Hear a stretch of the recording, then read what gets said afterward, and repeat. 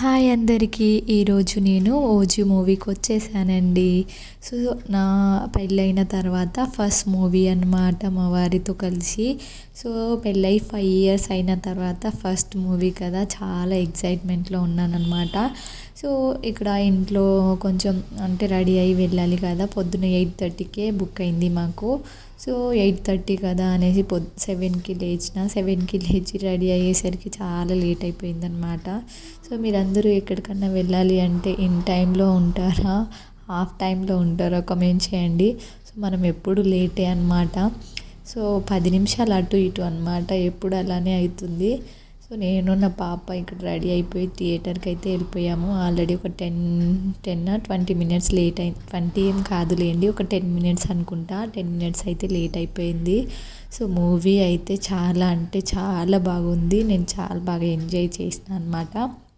మీ అందరికీ కూడా నచ్చుతుంది. ఎవరైనా చూడని వాళ్ళు ఉంటే వెళ్ళండి. చాలా అంటే చాలా బాగుంది మూవీ. అసలు సూపర్. ఆ డైలాగ్ డెలివరీ కానివ్వండి, ఇంకా అసలు ఇప్పుడు ఏది అది బాగుంది ఇది బాగాలేదు అని అనడానికి ఏది లేదు.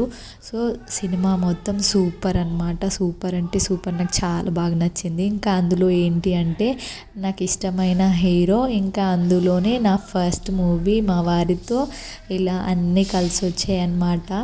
సో నేను ఒకటి అనుకున్నా, ఏంటిది అంటే ఇలా అనాలో అనకూడదో నాకు తెలియదు కానీ, సో నేను ఒకవేళ నేను బిడ్డని కంటే మాత్రం పవన్ కళ్యాణ్ లాంటి కొడుకుని కనాలని అనుకుంటున్నానండి.